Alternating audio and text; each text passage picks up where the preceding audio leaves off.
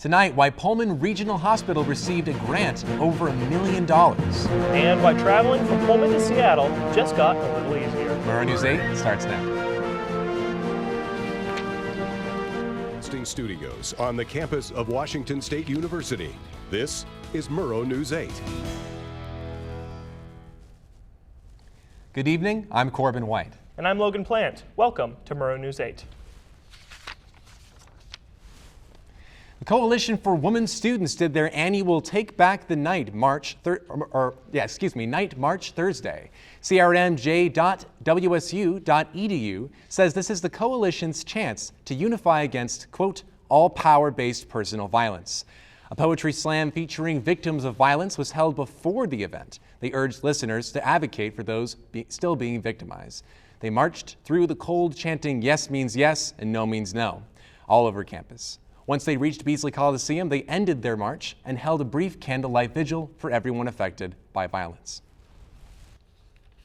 Pullman Regional Hospital announced Thursday they received a $1.2 million grant. The grant will go to add in-home services to the hospital, including counseling, nutrition, and pharmacy support. Half of the money is a transportation grant from the Greater Columbia Accountability Community of Health. The rest of the money came from the Health Resources and Services Administration.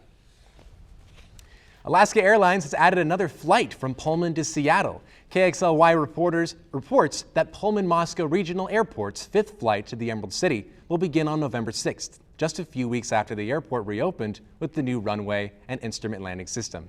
The airport was closed through most of September and early October for construction, but it is now fully operational. According to the Daily Evergreen, WSU Athletics Director thinks his department is the most frugal among the Power 5 conferences. In the face of criticism from other faculty senators, WSU Athletics Director Pat Chun said at the Faculty Senate meeting the athletic budget has reduced spending from $17 million to $7 million since WSU President Kirk Schulz took office. Chun says his department is bringing in more private donations compared to past years. They have raised a total of $15.5 million. Football is back in Pullman for homecoming. Sean O'Connor joins us outside live from Martin Stadium. Thanks, guys. I'm inside Martin Stadium here on a bit of a windy Friday afternoon as homecoming festivities well underway here in Pullman. The pep rally and the annual bonfire going on today, all leading up to the big game on Saturday. Kickoffs at 4 o'clock against the Colorado Buffaloes. Both teams looking for their fourth win of the season. Expected to be a bit of a cold game with some blustery conditions and some rain throughout. So make sure to bring your jackets if you come to the game. We also have a couple of volleyball games at home this week. Friday and Sunday, the Cougar volleyball team will be home playing against both Arizona schools, Arizona State and the University of Arizona. As you can see, I will pull up the parking maps now, as parking, as we know, gets a little more difficult on game weekends. A lot of the parking lots around campus turning into RV parking to accommodate the people coming in to watch the game, especially here on homecoming. Things get a little bit busy. We also have a stadium way closure, as we do every game day. So the wind continues to blow here in the stadium. Stadium will be closed from 1 p.m. on Saturday through 2 hours after the game. That closure goes from Grimes Way all the way to Cougar Way, as we'll open up again 2 hours after the game to help facilitate pedestrian traffic back to wherever people need to go after the game. Reporting live from Martin Stadium, this is Sean O'Connor for Murrow News 8. Thank you, Sean. The Trump administration is considering a proposal which would cause 500,000 children to lose eligibility for free school lunches. The change would tighten eligibility for the Supplemental Nutrition Assistance Program, known as SNAP. Nearly 3 million people could lose access to food stamps, according to CBS. On a local level, this would affect the almost 60% of Spokane public school students who get free or reduced price lunches. According to KXLY, along with the 25% of Pullman high school students who currently qualify for the SNAP program. A student who made threats against his school and peers is scheduled for a plea and sentencing next week. KXLY reports that Ryan Lee, the former Lewis and Clark High School student, will plead guilty to charges that will be revealed in court on Thursday. Lee allegedly sent threatening text messages to a female student and also threatened to carry out a school shooting. A man is under arrest after allegedly trying to steal a car. KHQ reports that a 39-year-old Wayne Melgren, who who is also a 5-time convicted felon, tried to steal a Mercedes at 3 a.m. Thursday morning. Police say a witness saw Melgren entering the car at Northtown Auto Liquidators in Spokane and alerted authorities. Police say that before this crime, Melgren was recently released from custody after attempting to steal a car from the same dealership.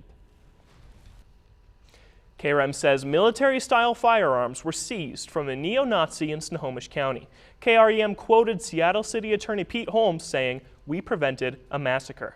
5 military-style rifles, 3 pistols, and other gun parts were seized by Arlington and Seattle police from the man's house on Jordan Trails Road. The alleged leader of the Atomwaffen division of the neo-Nazis, Caleb J. Cole, owned the guns. Cole faces no criminal charges, but he was named in an extreme risk protection order by the King County Court. When we come back, we'll let you know more about the football game that everyone's coming into town for. Your sports update after the break. There was an old woman who lived in a shoe. She had so many children, she didn't know what to do. Good luck, Gunner. She gave them some broth Guess it's grim. without any bread Grim. and kissed them all soundly and put them to bed. Hunger is a story we can end. End it at feedingamerica.org.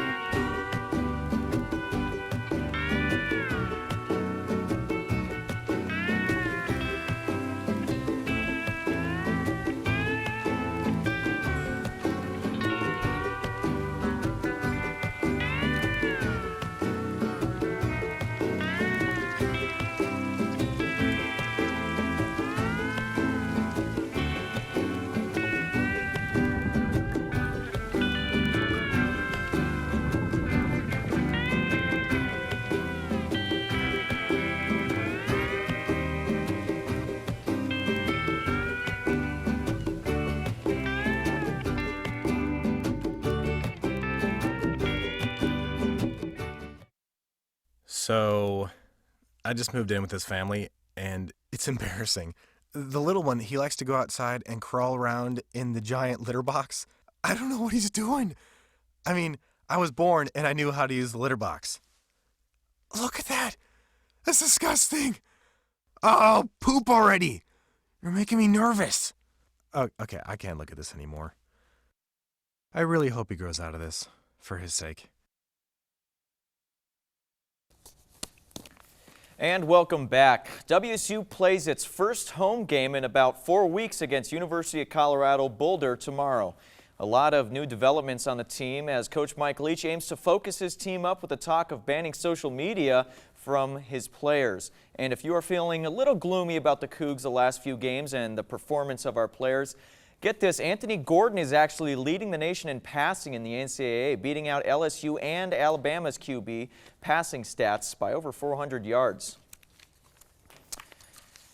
Now let's go ahead and bring in Malou Santos, who's over at the weather wall. Malou, are we going to see some rain for tomorrow's game? Yes, we will. 100% chance of rain. Kickoff at 4 p.m. when the Cougs take on the Buffaloes. And then tomorrow, high of 43 degrees. Possible thunderstorms in the afternoon. And like I said, 100% chance of rain, so bust out your umbrellas and your ponchos or anything else that'll keep you dry. And the wind will blow up to 8 miles per hour, and it'll feel like just cold 36 degrees. Back to you at the desk. Thanks, Malou. WSU Soccer plays the University of Oregon on Pape Field tomorrow. The game begins at 7 o'clock as our Cougs show on the road. Let's hope players like Brianna Alger can use some of that footwork we saw her use against Arizona State to get this much-needed win against Oregon. In other local sports news, WSU Volleyball plays University of Arizona tonight at 7. The team is currently 15-3 in this season and hope to bring the fight to Arizona. Players like defensive star Alexis Derigi should start to advance on some of the records she is on track to setting this year. Now, seeing some of these highlights, we can see just the coordination the team continues to demonstrate as they advance through this year's competition.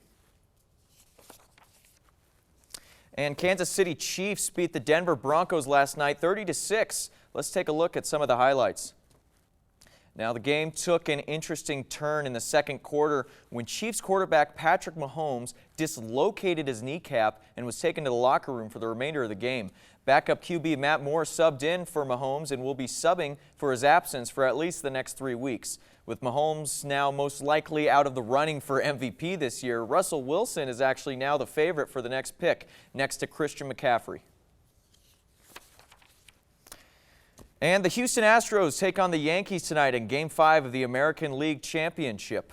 Astros are up 3-1, and if they win tonight, they will go on to the World Series. Astros did beat the Yankees last night 8-3, and taking a look here, it looks like a few home runs were hit into left center field there, and the stands got quite a night of hits, if you will. At least 3 home runs, 2 by the Astros and 1 from the Yankees, landed in that same spot at Yankee Stadium. Game 5 will begin at around 4 o'clock today. When we come back, Murrow Santos is over at the weather wall tracking this weekend's storm. Murrow News 8 will be right back.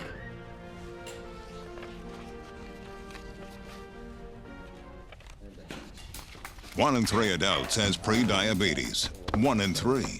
That means it could be you, your favorite brother, Santos, I'm sorry. your other brother, you, your football buddy, your football buddy, you, the boss's boss. If 1 in 3 adults has pre-diabetes, that means it could be you, your barber, your barber's barber. Nice work. Thanks. You, your plumber, Breathe right into your foot. your plumber's masseuse. Yes. You, your dog walker, On your left. your cat jogger. Or you, your co-pilot, your co-pilot's co-pilot.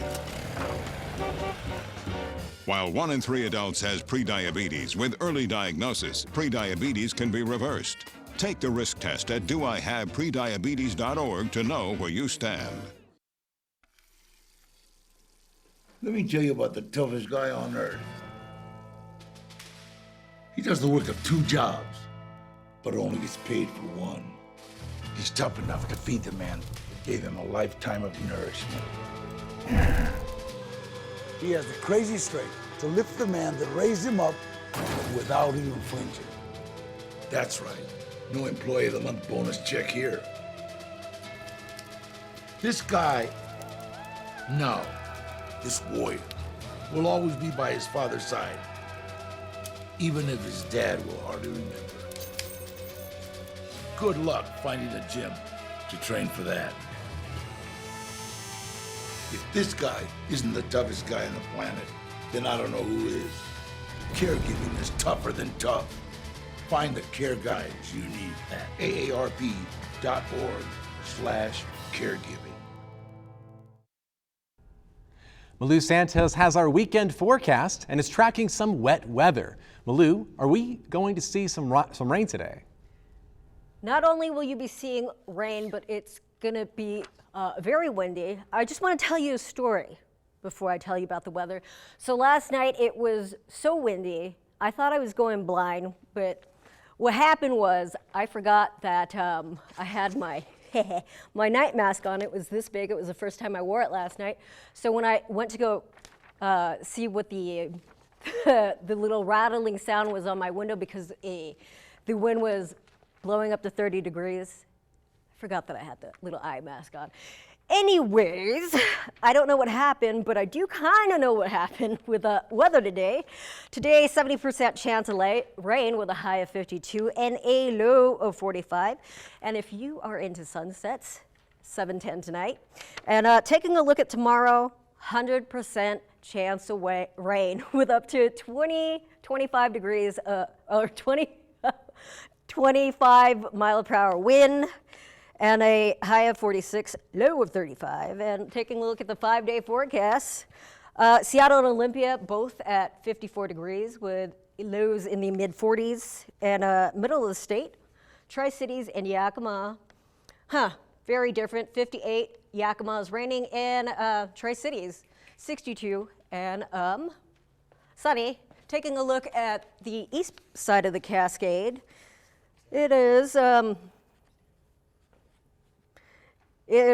and highs in the 50s. And taking a look at the 5-day, it'll be rain, rain, rain, rain until Tuesday with highs in the upper 40s to mid 50s. And then on Wednesday, it'll be sunny finally with a high of 56. Back to you at the desk.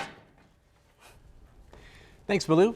Sometimes it's difficult for men to find a place to shop for clothes on the Palouse. Logan Plant went down to a new store in Pullman that's trying to fill this need. Here in downtown Pullman, a new business just joined the Market Square on Grand Avenue, and it fills a need that some of the Pullman population has craved for a long time: a men's clothing store. You're always going to Spokane. There is the mall atmosphere, but as far as a brick and mortar store, kind of tailored to fellas here on the Palouse, there's few and far between. When you walk into Murrow, you're immediately overwhelmed with the scent of sweet tobacco. And when you see the decorations, like an old-timey radio, you know you're somewhere unique. Murrow sells shirts, socks, and accessories designed for men. The owners want men on the Palouse to have a place to shop, so they don't have to rely on huge corporations like Walmart and Amazon.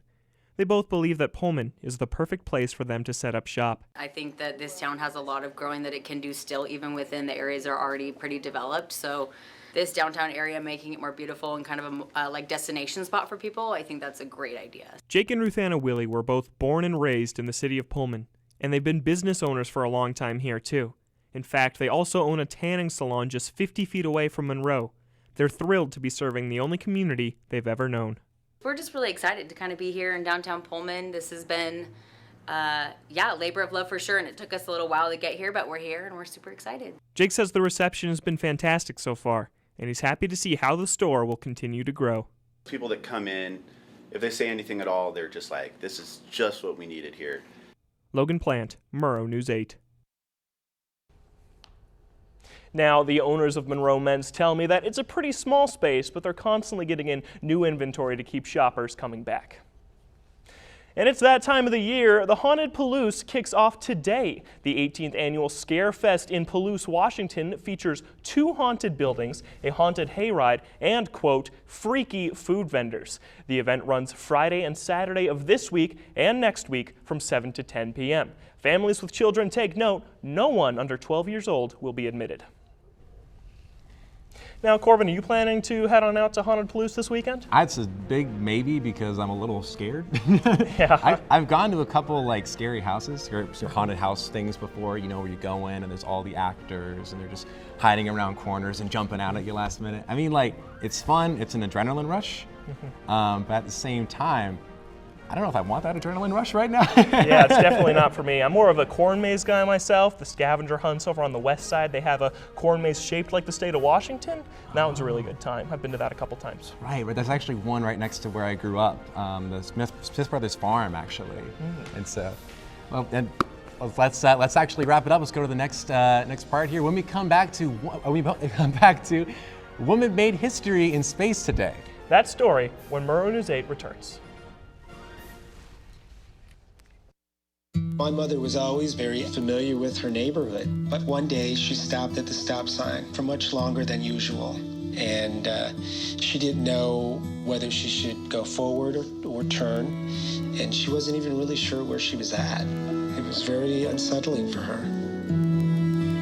I felt so much better after my son told me, "Mom, I don't want you to worry or be afraid. I'll be there for you, and we'll figure it out."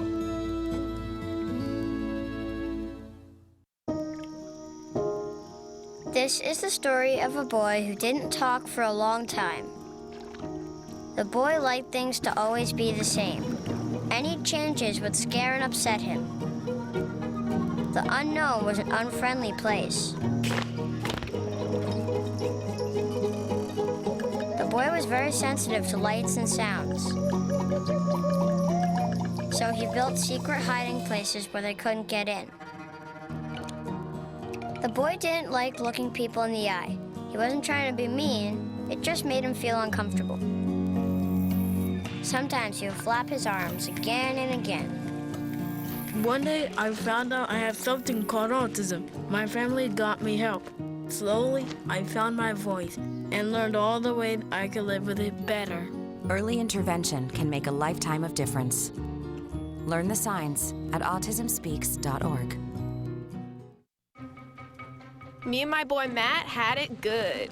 He had catnip that was off the hook. But one day, he brings a girl home, and she's allergic to cats. Every sneeze was a nail in my coffin. Now I'm in a shelter. It's decent, but they don't even have Wi-Fi.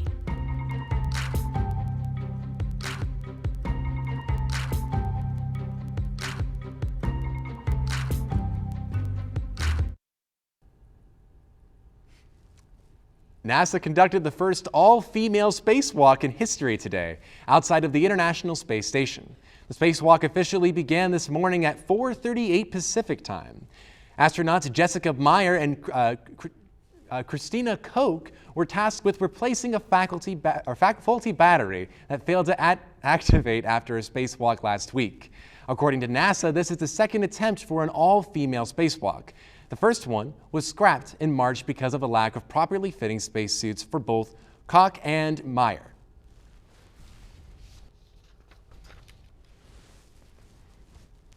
A correction from an earlier newscast. According to the Moscow-Pullman Daily News, Latah County commissioners exempted 75% of the property taxes for a project at the current site of St. John Hardware in Moscow.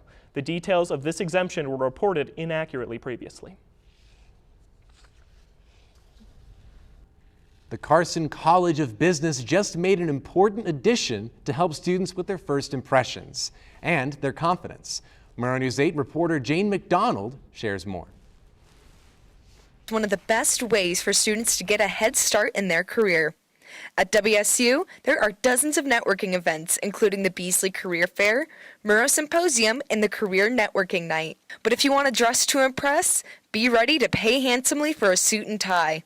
Maria De Jesus Dixon is the director for the College Success Program and has heard stories of freshman students being overlooked at networking events because of their clothing. Their experience at the Career Expo, unfortunately, was that because they weren't dressed up, that employers just didn't kind of give them the time of day. The Cougar Closet was a clothing bank that loaned professional wear to any student, but has ceased operations. Donovan is an ASWSU senator for the Carson College of Business and found this troubling. Obviously, we're on a college budget all the time, not a lot of money to spend, and so I saw that, people needed business clothes, of course, just like I do, just like we all do. At the moment, there are only 2 locations for the Cougar Closet, one in the Commons and one here at Leidy. Now, there is everything a student may need to make a great first impression here. If you need a dress shirt, they have dress shirts. If you need a blazer, they have blazers too. They have everything. They have dress pants, dresses, even ascots they have here. What's really exciting is that a new location will soon be opened in Todd Hall. The bottom floor of Todd will have a closet very similar to this that students can utilize for networking events, gala dinners, you name it. So a student just has to walk into the closet, grab a great outfit, and get out networking. In the coming weeks, Donovan hopes to see the Cougar Closet up and running and his fellow Cougs out networking. Jane McDonald for Murrow News 8. Chances are you've had to swat through swarms of bugs recently. Maybe you accidentally swallow one. Those pesky buggers are called aphids. Normally, they hide in trees and feed off their roots, but right now it's their migrating season and mating season. As much as they might be annoying, they won't do any harm, and experts say as the weather gets colder, they'll head on their way. So, Logan, I've been seeing these things around, and honestly, I thought it was just me. I was hallucinating. No, it wasn't just you. They were everywhere around campus earlier this week. I went out to dinner that night, came out of the restaurant, and the place was just swarming with them in the parking lot. I thought it was like, I don't know, like some kind of leaf or pollen or something. I'm like, oh, it is this. Get it off my shirt. And I'm like, oh, that is a bug. Yeah, it even looks like snow a little bit at first when you first see it. The worst kind of snow. It's so sad, It's just. When we come back now, oh my goodness. When we come back, how WSU plans to become one of the nation's top 25 public research universities by 2030. We'll be right back. This is the story of a boy who is very sensitive to lights and sounds. So he built secret hiding places where nothing could get in. The boy didn't like looking people in the eye. It made him feel uncomfortable. One day, he found out he had something called autism. His family got him help, and slowly, he learned how to live with it better. Early intervention can make a lifetime of difference. Learn the signs at autismspeaks.org. Days, months, Hey, I'm Jim from across the street. years, I'd like to give you this. a lifetime can rush by without realizing what we're missing. We lose some of the best moments, some that may never repeat, Come on. or detach from people around us. Our loved ones grow used to this pattern, but it doesn't have to be that way. We have a choice to take action.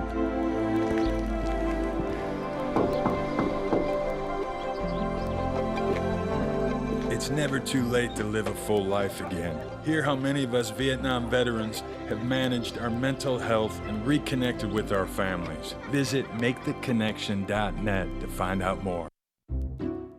I'll never forget the day our landlord called and said, read your lease. No pets allowed. My owner tells him my dog ate the lease, but that didn't work. And now I'm stuck in a shelter. But this pit bull is ready for a new crib. I'm loving, loyal, and play well with others. So don't be intimidated by all my muscles, because the biggest one I have is my heart.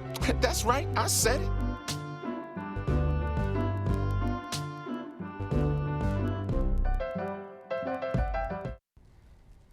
The university is striving for great improvements and national recognition in the coming years. Murrow News 8 reporter John Lee shares the most recent plans to achieve this. Drive to 25 is a collaboration plan to help WSU become one of the nation's top 25 public research universities by 2030. What kind of experience are we providing to students? Our goal is to have a very transformative experience for our students. Some of the factors used to measure progress towards this goal include faculty and students' academic awards, students' enrollment and diversity of community, as well as the physical health of the university. President Schultz is particularly pleased that the university has made $8 million more compared to the last several years to use as reserve funds. What we did not do here is harvest those dollars centrally. We did not go and cut a college budget. We did not go cut a campus budget or EP level budget. In addition, the university has made tremendous progress in improving its global recognition and has greatly increased diversity in its population with research centers around the world. And if we work on regional issues in the Black Sea, which is Central and Eastern Europe issues, that we hope and expect is going to increase our name recognition, give us opportunity for more research collaboration in that part of the world and in Europe, give us the opportunity to even get more students if we want to. The university expects to gain 250 to 300 additional international students each year from INTU. With that, the university is hoping to increase their international student enrollment up to 50% of total students' body in years to come. John Lee, Murrow News 8. Reviews.org is offering to pay 5 people $1,000, and all they have to do is watch movies. In line with the November 12th launch of Disney+, Disney's all-new streaming service, Reviews.org is choosing 5 people to watch 30 movies in 30 days. The winners of the contest will earn $1,000 and free Disney+ for a year. Thank you for watching tonight. Be sure to watch our live newscasts at nwpb.org/MN8 and on Cable 8 at 7 and 10. And don't forget, you can also follow Murrow News 8 on Facebook and Twitter. Have a good night.